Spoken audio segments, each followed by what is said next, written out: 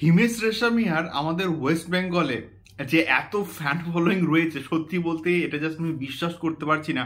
এবং হয়তো সেই জন্যই হয়তো ব্যাডেস রবি কুমার এত পরিমাণ কিন্তু শো পেয়েছে, এবং তার সঙ্গে সঙ্গে অ্যাডভান্স বুকিংয়ের নিরিখে কোথাও গিয়ে রীতিমতো তাবড় তাবড় ছবিকে কিন্তু টক্কর দিচ্ছে।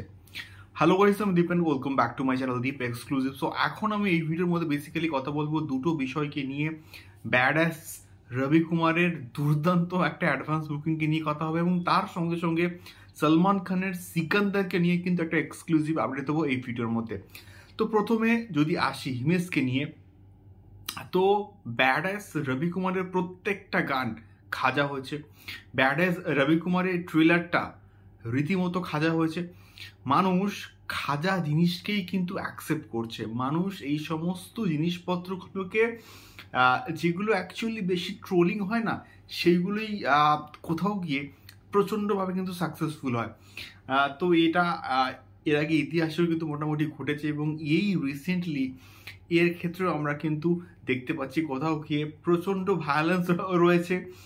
হাত পা পুরো মানে জাস্ট কেটে ফেটে দিচ্ছি। এবং আমি এখন বুকমাই শোটা জাস্ট চেক করছিলাম, এবং সেখানে আমি দেখলাম যে লাস্ট 1 ঘন্টায় 3K প্লাস টিকিট কিন্তু জাস্ট বুক হয়েছে ব্যাডাস রবি কুমারের। এবং আশা করা হচ্ছে যে ব্যাডাস রবি কুমার প্রায় 5 থেকে 7 কোটি টাকার কিন্তু একটা গ্র্যান্ড ওপেনিং কিন্তু নিতে পারে। এবং এই ছবি যে এই লেভেলে একটা ওপেনিং নিতে পারে, এটা সত্যি বলতে অবিশ্বাস্য। সত্যি বলতে অবিশ্বাস্য বলে আমি তো অ্যাটলিস্ট মনে করি। দ্বিতীয়ত আমি কথা বলবো অবশ্যই সিকান্দারকে নিয়ে। তো সিকান্দারে সলমান খানের একটা গ্র্যান্ড কামব্যাক কিন্তু হবে, এবং এটুকু আমরা শিওর শট কিন্তু বলতে পারি। এবং তার সঙ্গে সঙ্গে এখানে কোথাও গিয়ে আর মুরগা দাউস সলমান খানকে যে ওয়েতে প্রেজেন্ট করবে, যেখানে সলমান খান যেটা সলমান খান অ্যাকচুয়ালি ডিজার্ভ করে। তো এই ছবিতে প্রচণ্ড কিন্তু ভায়োলেন্স থাকছে, এবং একটা জেলের মধ্যে ভয়ঙ্কর কিন্তু ব্রুটাল অ্যাকশন দৃশ্য কিন্তু থাকছে। এবং এখানে ট্রেনে, প্লেনে এবং তার সঙ্গে সমস্ত জায়গায় কিন্তু প্রচুর গ্র্যান্ড স্কেলে কিন্তু কিছু কিছু অ্যাকশন দৃশ্য কিন্তু থাকছে। এবং তার মধ্যে মানে সমস্ত ভায়োলেন্সের বাপ হবে নাকি এইটা, এবং প্রচুর অ্যাকশন দৃশ্য কিন্তু এখানে থাকছে, এবং মানে ব্যাপক লেভেলে কিন্তু ভায়োলেন্স থাকছে। মানে অ্যানিমেলে আমরা যা দেখেছি তার বাপ হবে বস এইটা।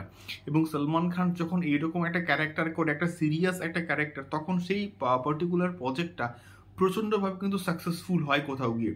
এবং আমি শিওর এই ছবিটাও কিন্তু প্রচণ্ডভাবে সাকসেসফুল হবে, এবং ঈদের টাইমে মানুষ আসবে, এবং অ্যাটলিস্ট তো 500 থেকে 600 কোটির বক্স অফিস কালেকশন করবেই করবে।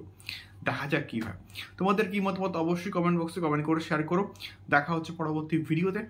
টাটা।